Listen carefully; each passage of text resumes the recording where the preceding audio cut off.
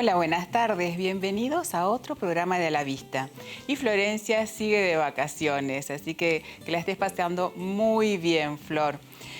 Hoy vamos a hablar de un tema muy interesante. Todos sabemos que a los 80 años, más o menos el 50% de nuestra población padece cataratas. Pero a partir de los 60 ya se pueden empezar a ver esas cataratas en una revisación normal, en una consulta anual oftalmológica. Y no solamente tenemos esas cataratas que son las más frecuentes, sino que también hay cataratas traumáticas, cataratas congénitas.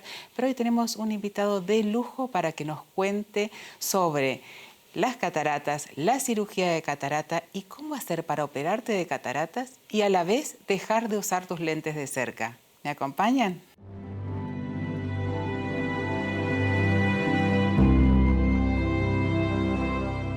Bueno, y para hablar de cataratas, vamos a tener un invitado de lujo, les dije. Y no me equivoqué. Está hoy con nosotros el doctor Robert Kaufer. Bienvenido, Robert. Gracias, Amalia. Gracias a vos. Me encanta tenerte acá en el piso de la vista. Gracias por la invitación. Te voy a presentar, Robert, a nuestros televidentes. Robert es médico oftalmólogo. Es el presidente de la Sociedad Argentina de Cirugía Refractiva y de Catarata. Es especialista en cirugía de catarata y cirugía refractiva. Es miembro de la Sociedad Argentina de Oftalmología, del Consejo Argentino de Oftalmología. Es miembro también de sociedades internacionales como la Academia Americana de Oftalmología, la International Society of Refractive Surgery, de la Asociación Panamericana de Oftalmología. Y Robert es disertante, coordinador, director de cursos y congresos en nuestro país, en el exterior.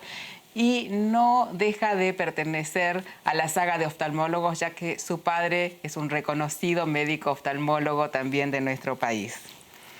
Contame, Robert, toda la gente quiere verse más joven. Yo, que hago mucho de estética, todos quieren sacarse las arrugas, quieren verse la piel mejor, pero lo que más avejenta son los anteojos. Y ahora tenemos la posibilidad de sacarnos los anteojos cuando nos operamos de catarata. Exacto. Sí, es una de los beneficios hoy que tenemos muchas veces cuando tenemos cataratas.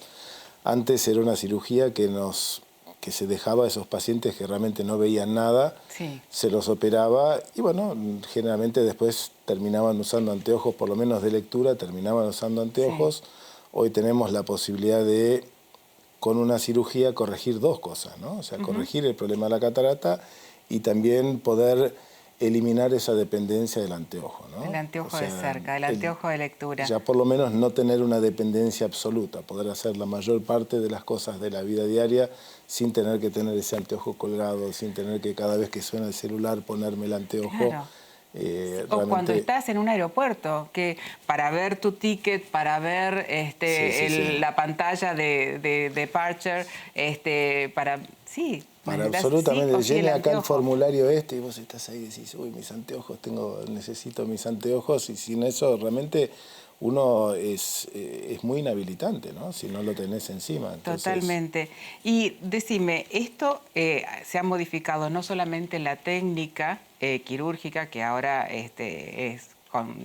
se hace una técnica habitual por facoemulsificación, pero también se usan láseres para la cirugía de catarata, exacto, sino también la lente que se coloca, ¿no? Exacto. La lente intraocular. Sí, todo. Realmente ha ido progresando. Es más, antes se reservaba casos a que los pacientes prácticamente no vieran, justamente porque era una cirugía de una mayor complejidad, ¿no? O sea, una cirugía con anestesia local inyectada, sí, con suturas, etcétera, y hoy en día reposo prácticamente absoluto, ¿no? Entonces hoy en día el hecho de que sea una cirugía con una incisión tan pequeña, que permite una rehabilitación mucho más rápido, es que también se indica antes. Ya no se espera que el paciente tenga esa catarata absoluta, sino que realmente muchas veces uno con un pequeño principio de catarata, si ese paciente encima quiere no depender de su anteojo, ya uno decide y lo puede hacer, ¿no? Claro. ¿Te siguen preguntando, ¿mi catarata está madura para operar o no? Sí, claro. ¿Sí? Y es una terminología que se ha usado muchísimo tiempo, sí, y muchas veces, como te decía, ¿no? Ya hoy en día no es necesario llegar a que esa catarata madure para determinar una cirugía, ¿no? Por suerte, los tiempos de la cirugía de cataratas lo va a determinar el paciente, porque son cirugías que en realidad no son necesariamente urgentes, se hacen cuando el paciente tiene esa necesidad. Sí. Y ahí se puede ver, por supuesto, ya llegando al caso de una catarata como la del ojo derecho, claro. Y ese paciente hay que operarlo. Claro, porque es un paciente que está ciego de ese ojo. Está ciego. Y recibimos pacientes así que de los dos ojos vienen con cataratas de ese tipo, ¿no? O sea que realmente... pero bueno, eso también es lo lindo de esta profesión y lo gratificante, porque lográs que una persona que no ve nada, de repente en 10, 15 minutos sale caminando y ya viendo, ¿no? Es una de las cegueras totalmente reversibles. Totalmente, sí. Es una cirugía muy linda, realmente. Y los pacientes siempre te preguntan cuánto tiempo me lleva la cirugía, cuántos puntos me van a dar. ¿Qué les contestás? Mira, la cirugía en sí dura aproximadamente entre 10 y 15 minutos. En la mayoría de los casos no es necesario dar un punto a sutura, o sea que realmente esos pacientes es tan pequeña la incisión que no hace falta colocar sutura, y son pacientes que en la enorme mayoría al día siguiente los mandás de vuelta a su actividad laboral, ¿no? Allá se pueden reincorporar a su actividad. Sí. Mismo hacer actividad física. La mayoría al día siguiente, al ser una incisión tan pequeña, muchas veces uno les permite ya al día siguiente poder ir al gimnasio, por ejemplo, ir a la pileta. Uno dice, bueno, no, vamos a esperar un poco porque hay una pequeña incisión, entonces hay que tener un poco más de cuidado en ese sentido, pero el resto es realmente... Es lo que te decía antes, ¿no? La rapidez con la que estos pacientes vuelven a su actividad. Sí. Y las lentes multifocales que vos colocás cuando se operan de catarata, ¿tienen alguna contraindicación? ¿Hay pacientes que no pueden ser sometidos a una cirugía con lente multifocal? No, muy buena la pregunta, porque realmente no es una cirugía para todos. No es una lente... Digamos, para poder colocar una lente intraocular multifocal, el ojo debe tener determinadas características, que por supuesto uno los ve en el examen. Tiene que tener la córnea en determinadas características, la retina no tiene que tener ninguna patología. Y yo calculo que aproximadamente entre un 40 y un 50% de los pacientes van a estar calificados para poder ponerse una lente multifocal y estar contentos, ¿no? Entonces... Porque no es, como decía, no es una lente para todos, pero realmente si uno elige bien, esos pacientes andan muy bien. Y en mi experiencia, el 93% de los pacientes nunca más usa un anteojo. Eso es maravilloso. O sea que está bueno. Por supuesto, queda ese 7% que para algunas cosas ellos usan un anteojo, pero... La realidad es que todos los pacientes se despiertan, ven el reloj en la mesa de luz, se meten en la ducha, ven si es crema de enjuague, si es shampoo, se pintan o se pueden afeitar, pueden comer y ver lo que están comiendo, pueden ver el celular, pueden manejar y ver el tablero de repente, ir a un cine, un supermercado, un restaurante o un negocio y no tener que depender de ese anteojo. Sí, llevar una vida como antes de los 40. Exacto. Que después a las 10 de la noche lleguen a su casa, quieren leer un libro durante 2 horas, se ayuden con un anteojo, y está bien dentro, digamos, si caen dentro de ese 7%, es esa la situación generalmente en la que pueden llegar a estar usando un anteojo. Está dentro de los estándares normales. Exacto. ¿Y quiénes te piden más la cirugía? ¿Los que están llegando más a los 70 o más jóvenes? No, más jóvenes. La mayoría son de esos alrededor de entre los 50 y los 60 años, en los cuales esa dependencia, ¿no? Llegar a ese punto, como decías vos, ¿no? De estar en el aeropuerto y estar en muchas situaciones que realmente no tener ese anteojo les resulta muy práctico. Ese es el paciente que actualmente estamos operando, hay mucho, ¿no? Pensar que antes un paciente de 50 años no se te ocurriría indicarle una cirugía de catarata, ¿no? No, de ninguna manera. Por supuesto que uno igual, antes de indicar eso, uno va a buscar otras alternativas. ¿Qué hay otras alternativas? Existen las lentes de contacto multifocales. Yo, a pesar de que es una cirugía maravillosa y realmente de gran satisfacción, considero que uno tiene que agotar todas las instancias no quirúrgicas primero. ¿no? Claro. O sea, el anteojo, por supuesto, llega al punto que no quiero usar anteojo, evaluar la posibilidad del lente de contacto, que no es mala, al contrario, es buena y da grandes satisfacciones. Agotados eso, ese paciente no está conforme, ahí recién uno pasa a la posibilidad de hacer una cirugía refractiva o faco refractiva. facorrefractiva, ¿no? Y ahora las lentes intraoculares vienen también con filtros solares, ¿no es cierto? Sí. Todas las lentes actualmente que se colocan, por lo menos las de calidad, tienen filtros ultravioletas y por supuesto eso no es para decir no voy a usar un anteojo por eso, ¿no? Pero claro.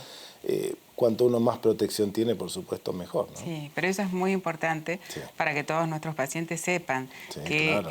no solamente están operados con la última tecnología, sino que la lente que se colocan es una lente de excelencia y que en nuestro país encontramos las mismas lentes que en cualquier lugar del mundo, ¿no es cierto? La verdad que en el país, vos lo has dicho muchas veces, yo por lo menos te escuché muchas veces, realmente tenemos excelentes productos, excelentes oftalmólogos y tecnología que no le tenemos que envidiar a nadie.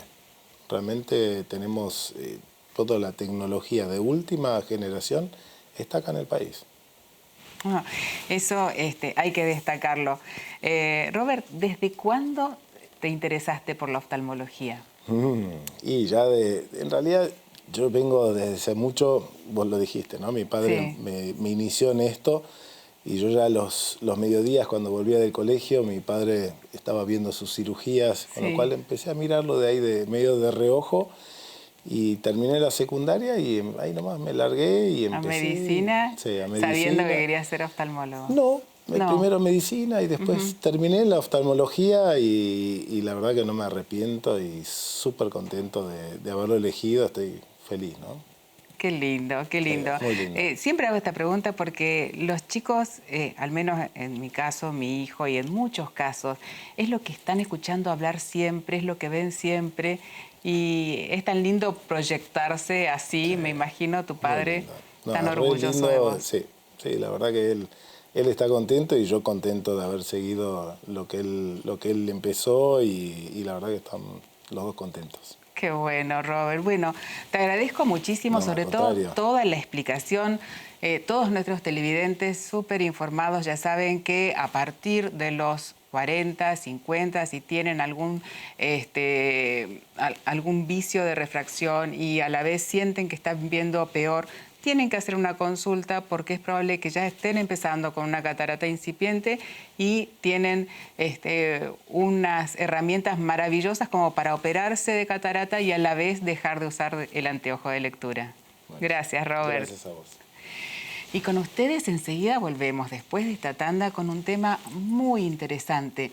Vamos a hablar de la toxicología y los ojos, cómo hay ciertos trabajos, ciertas enfermedades laborales que también pueden afectar nuestros ojos.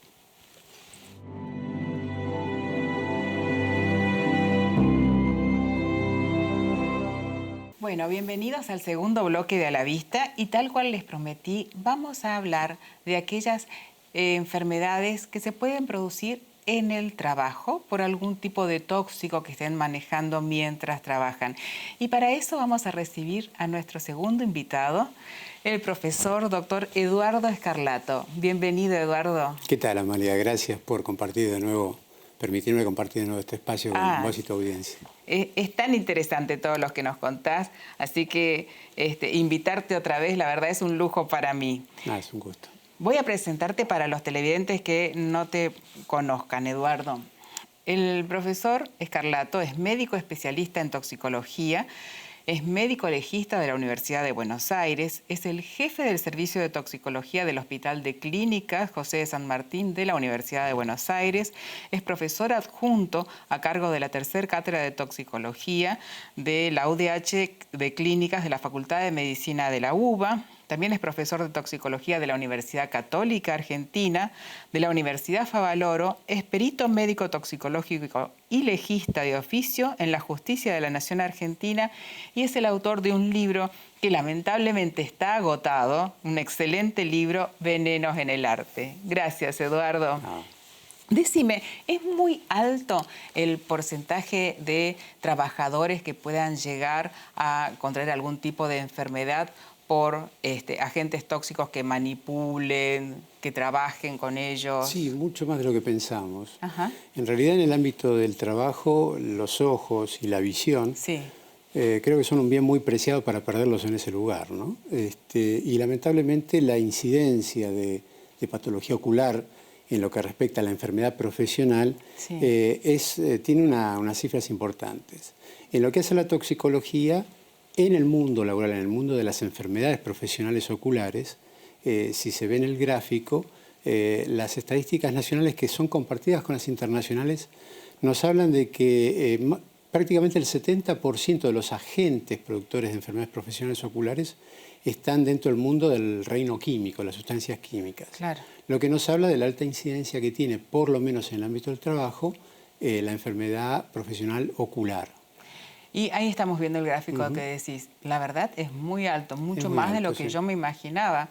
Yo pensé que eran más proclives a tener patología ocular por accidentes con químicos en la casa, domésticos, que en el trabajo. Bueno, que también es otro gran capítulo, ¿no? La accidentología hogareña, porque uno muchas veces no tiene presente que en nuestro ámbito hogareño, en nuestra propia casa, tenemos permanentemente contacto con innumerables sustancias químicas, muchas de ellas peligrosas, como plaguicidas, limpiahornos, productos de limpieza, hidrocarburos, solventes, en fin, un sinnúmero de sustancias, los medicamentos que también están en nuestro hogar y que muchas veces pueden ser peligrosos para los chicos, y que son muchas veces la causa de accidentes importantes.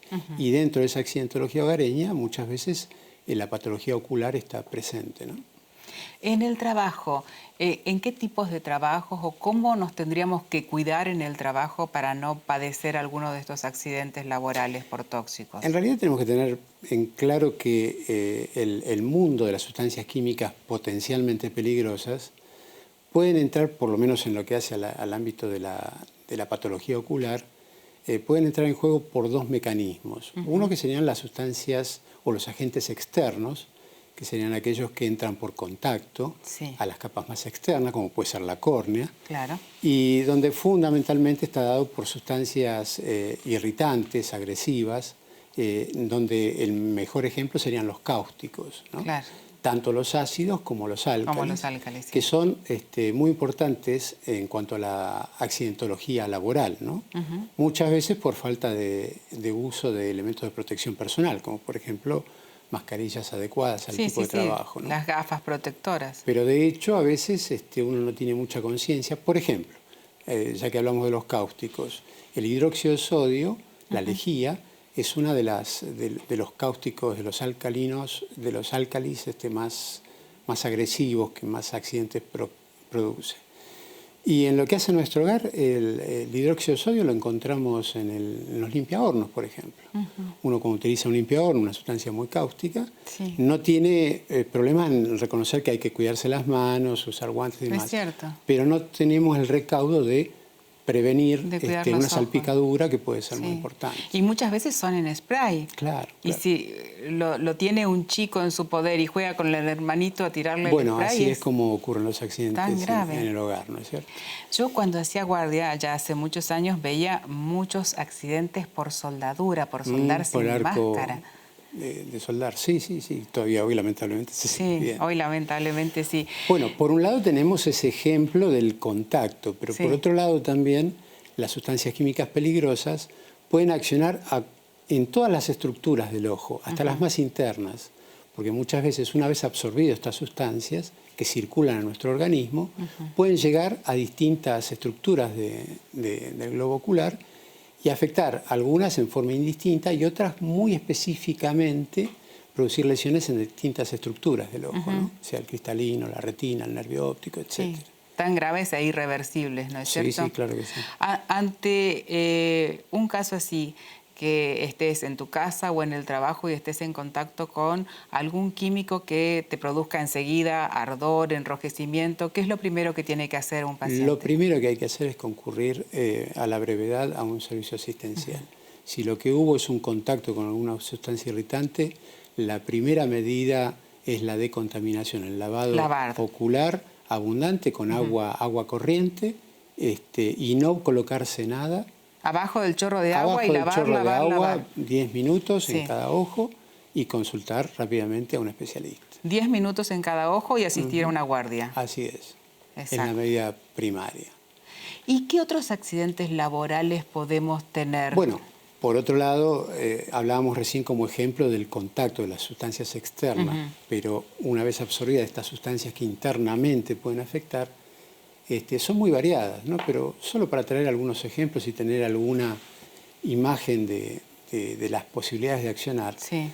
Por ejemplo, hubo un caso en la década de los 90, en 1992, un caso epidémico en Cuba, en la población cubana. Ajá.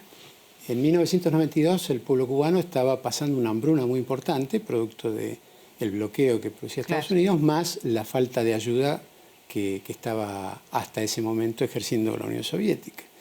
Bueno, este pueblo que estaba por un lado desnutrido, tenía problemas de nutrición, por otro lado una población que tiene un hábito muy hacendado que es el tabaquismo, especialmente de cigarros, Sí. que tiene una connotación propia, y a eso se le agregó un factor muy importante, que dentro de la poca variedad de alimentación que tenían, prácticamente el plato principal de esta gente era la yuca o la mandioca. La mandioca.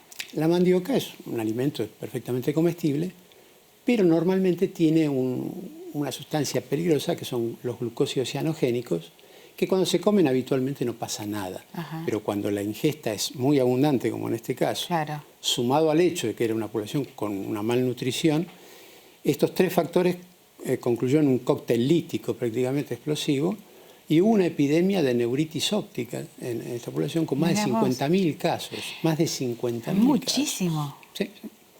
Eso como ejemplo de alguna manera de una problemática medioambiental.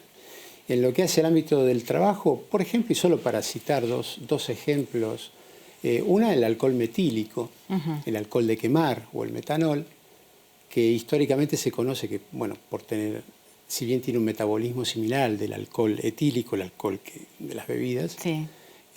los metabolitos son muy distintos. Y uno de estos metabolitos es el formaldehído, que tiene una acción muy específica sobre el nervio óptico y la retina. Y puede llegar directamente a la maurosis, ¿no es cierto? Sí. Por A la otro lado, ceguera. otra sustancia de uso muy industrial, como el disulfuro de carbono, por ejemplo, que es una sustancia que se utiliza en distintos tipos de industrias, en la industria del celofán, del nylon, en fin, distintos tipos de industrias, que característicamente este disulfuro de carbono tiene una afectación también sobre la retina, producirá posteriormente visión borrosa, alteraciones en la visión, pero característicamente produce cuadros de daltonismo, de cromatopsias. Y un poco para, tal vez para continuar con esta tradición de traer algún cuadrito Sí, para alusivo matizar un poco y esto. matizar, habíamos traído dos cuadros, uno de Frans Hals, un pintor neerlandés, el cual tiene una pintura que se llama El alegre bebedor. Ajá. Este alegre bebedor, que es un personaje tal vez de bodegón de la época, nos muestra justamente a un individuo que está consumiendo alcohol, Eufórico. que seguramente está un poquitito pasado de copas. Sí. Por eso esta alegría. Y los cachetes colorados. Pero fíjate que la característica es que tiene un estrabismo de tipo divergente, que es muy característico del alcohol, que también, si bien hablábamos del alcohol metílico, viene a colación porque el alcohol metílico se lo ha utilizado y lamentablemente también en el 92 en Argentina hubo una epidemia de intoxicación con alcohol metílico por la adulteración de un vino. Los vinos claro. Soy Mancero y Cuyano, que fueron adulterados con alcohol metílico y que produjeron muchas muertes. Y el otro cuadro, también para hablar un poquito en relación al daltonismo, tenemos un autorretrato de Eugène Carrier. Eugène Carrier fue un pintor francés, discípulo de Cabanel, que característicamente era un pintor daltónico. Si bien dentro del arte han habido varios casos de pintores daltónicos, pero la mayoría, por este defecto, dejaron su arte y se volcaron más a la pintura o al grabado, al dibujo. Al dibujo. Pero Eugène Carrier siguió con la pintura, tiene una paleta muy monocroma, muy tirando al sepia, Sí, a los marrones. a los marrones. Pero fue característico esta protanopia, es decir, la falta de percepción del rojo, que de alguna manera le marcó el sello a su obra de arte. A su obra. Es muy interesante ver la pintura a través de las enfermedades Claro. de los pintores, ¿no? Pintores famosos y otros no tanto, pero que realmente esos cuadros nos hablan de cómo veían ellos, Claro. de acuerdo a su enfermedad. Muchas gracias, Eduardo. No, Sobre gracias todo a vos. decirle a nuestra población que lo más importante es la prevención. Claro que sí. Siempre que estén trabajando con elementos químicos, con elementos tóxicos, utilizar todo lo que le brindan en el trabajo, y si no se lo brindan, pedirlo, ¿no? Pedir por ellos, porque tienen la obligación de tenerlos. Y que tenemos que ser cautos no solo en el ámbito de trabajo, sino en el propio hogar, donde muchas veces manipulamos sustancias químicas peligrosas, y que una salpicadura puede ser de envergadura, ¿no? Sí, o mezclamos sustancias químicas sin saber que los vapores que pueden salir pueden ser tóxicos también, ¿no es cierto? Como el caso de la lavandina y el detergente, Exactamente. que liberan gas cloro, sí, y que en un ámbito confinado, como puede ser un baño, un reducto, una habitación pequeña, puede traer complicaciones severas. Seguro. Entonces, 10 minutos de lavado por ojo y asistir a la guardia de emergencia. Así es. Muchas gracias, Eduardo. Amalia, agradecido. Y con ustedes nos vemos la próxima semana, aquí el martes a las 17:30 por Canal Metro. Buena semana y muchas gracias.